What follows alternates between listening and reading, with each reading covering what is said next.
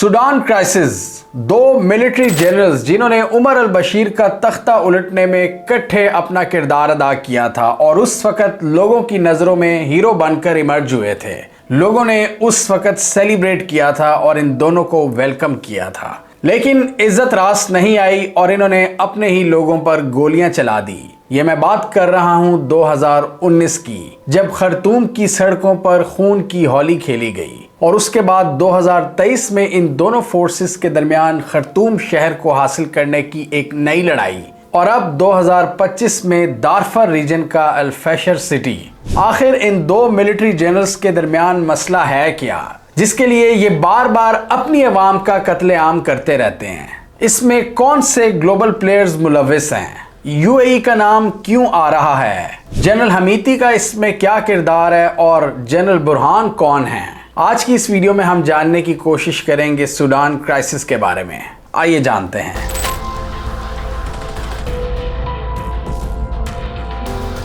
इस पूरे मसले को समझने से पहले सूडान का महल वकूअ समझना बहुत ज़रूरी है। ये अफ्रीका का मुल्क है जो एक बहुत बड़ा मुल्क है, one of the largest countries in Africa. Red sea का एक हिस्सा सूडान के पास है और रेड सी के उस पार सऊदी अरब है, यानी समंदर के रास्ते सऊदी अरब इनका हमसाया है। रेड सी के अलावा दरियाए नील भी यहाँ से गुजरता है जो कि मिस्र से आता है।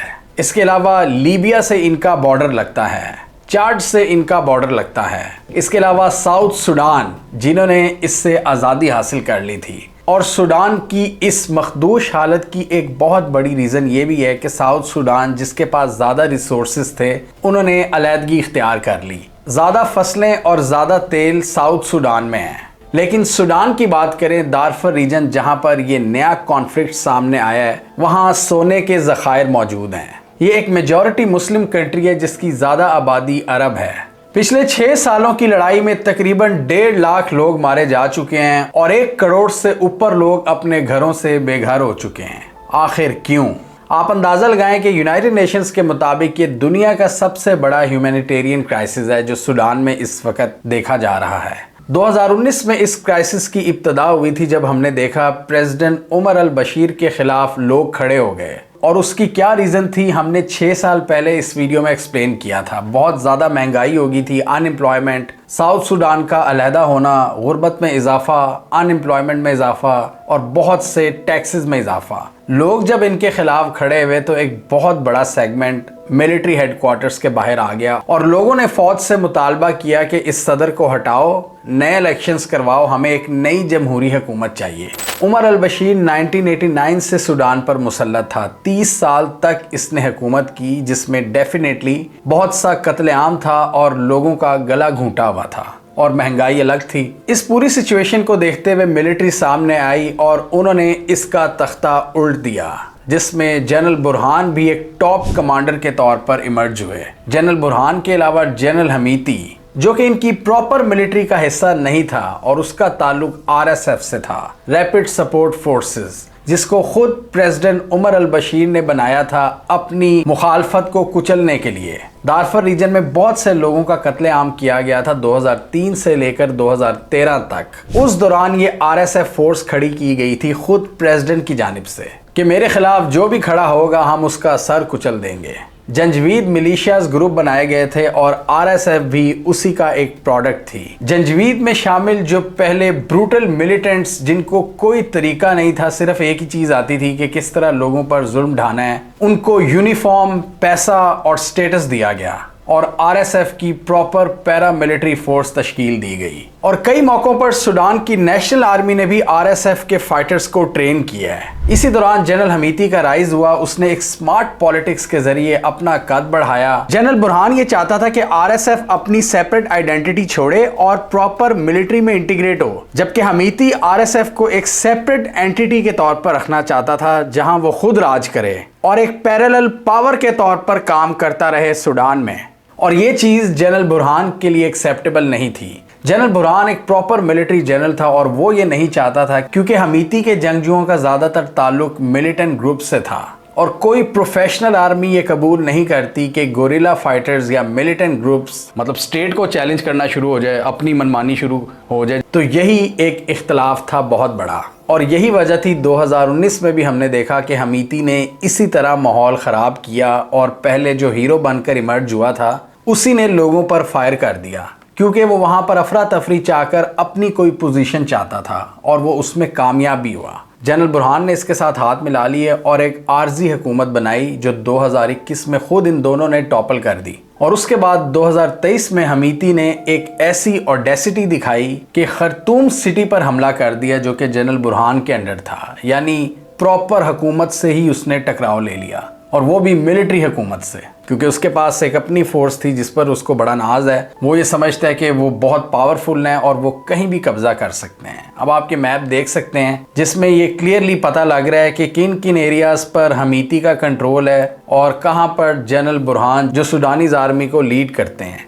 ये जो साउथ वेस्टर्न सूडान है और इसमें दारफर का रीजन है, ये हमीती के अंडर है और यहाँ पर ज़्यादातर गोल्ड रिजर्व्स भी हैं और बाकी ज़्यादातर मुल्क का कंट्रोल जनरल बुरहान के पास है, जिसमें दरियाए नील के पैरेलल इलाका शामिल है और ये सूडान की पॉलिटिक्स में एक अहम किरदार अदा करता है। इसके अलावा रेड सी की जो पोर्ट्स हैं, पोर्ट ऑफ सूडान, यहाँ पर रूस ने भी इनके साथ मुआहदा किया था कि हम आपको सपोर्ट करेंगे, वो भी जनरल बुरहान के अंडर है। और खर्तूम सिटी जो कैपिटल सिटी है, जबकि साउथ वेस्टर्न रीजन जो कि हमीती के पास था, उनमें से एक इलाका एल फैशर इनके कंट्रोल से बाहर था और अब जो रिसेंट कॉन्फ्लिक्ट इमर्ज हुआ है वो इस इलाके में हुआ है। इन्होंने कई महीनों से इस इलाके को यरगमाल बनाया हुआ था और बहुत सी सप्लाई चेन्स पर कंट्रोल हासिल कर लिया था। लोग फाकों से मर रहे थे और साथ ही इनका कत्लेआम भी जारी था और उसका रिजल्ट यही निकलना था कि ये आखिरी शहर जो इस रीजन में रह गया था वो भी हमीती ने हासिल कर लिया।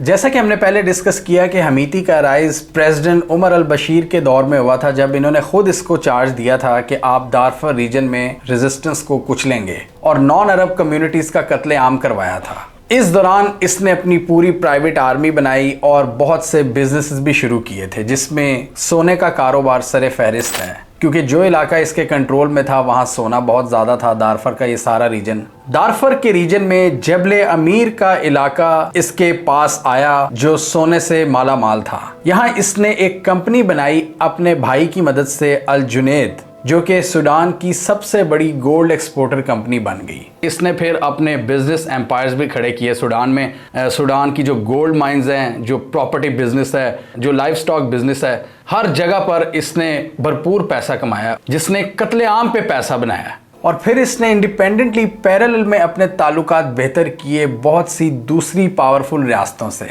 रूस, सऊदी अरब, यूएई वगैरह से। यूएई का जो कनेक्शन इस बार सामने आ रहा है वो कोई नई बात नहीं है। 2015 में सऊदी अरब और यूएई ने सूडान की मदद मांगी थी यमन जंग में हुसीस के खिलाफ और सूडान की आर्मी फौरन अपनी सर्विसेज पेश करने के लिए पहुंच गई थी और उस दस्ते की सरबराही जनरल बुरहान ने की थी, जो आजकल हमीती के दुश्मन हो चुके हैं डिफरेंट हालात की वजह से।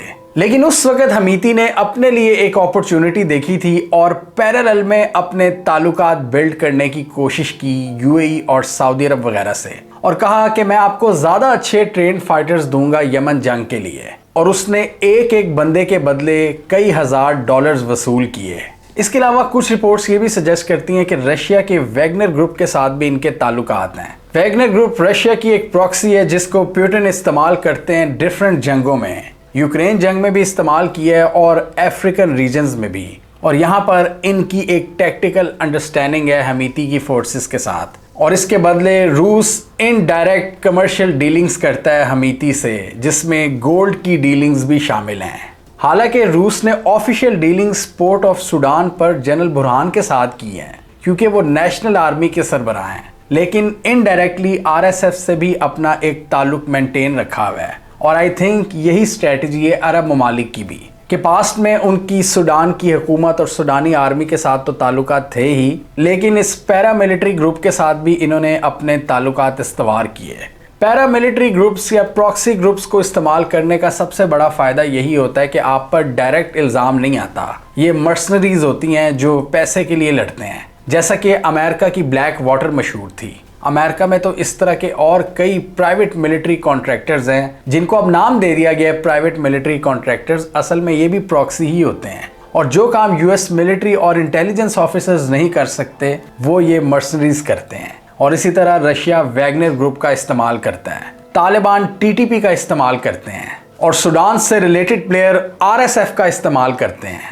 इलीगल काम, एक्सटॉर्शन, ह्यूमन स्मगलिंग और इंसानी हकूक की खिलाफ वर्जी इनसे करवाई जाती है। इंटरेस्टिंगली 2019 में जब अवाम खड़ी हो गई थी प्रेसिडेंट उमर अल बशीर के खिलाफ, उस वक्त उन्होंने हमीती को अपना हिमायती करार दिया था कि यही मेरी मदद करेगा, जिस तरह इसने आज से 10 साल पहले दारफर रीजन में मेरी मदद की थी। लेकिन पूरी सिचुएशन को देखते हुए इसने अपने प्रेसिडेंट को भी धोखा दिया था और इनिशियली लोगों का साथ देकर फिर लोगों पर ही गोलियां बरसा दी। इसके अलावा एक और रीजनल प्लेयर है जिस पर इल्ज़ाम लगता है कि वो आरएसएफ को सपोर्ट करते हैं और उनमें लीबिया के जनरल हफ्तार का नाम सामने आता है, जो खुद एक बहुत बड़े वॉर लॉर्ड हैं और पिछले दिनों पाकिस्तान ने उनके बेटे को होस्ट किया था, जो कि लीबिया में अपनी पोजीशन बहुत हद तक मुस्तहकम कर चुके हैं। और कुछ रिपोर्ट्स के मुताबिक सूडान में वेपन स्मगल किए जाते हैं लीबिया के जरिए आरएसएफ को सपोर्ट करने के लिए, क्योंकि लीबिया के साथ एक बॉर्डर क्रॉसिंग है जिसको आरएसएफ कंट्रोल करती है। और अब इस खदशे का इजहार किया जा रहा है कि सूडान एक और हिस्से में डिवाइड हो जाएगा। पहले साउथ सूडान अलग हुआ था, अब साउथ वेस्टर्न रीजन, दारफर का ये सारा रीजन जो आरएसएफ के अंडर है,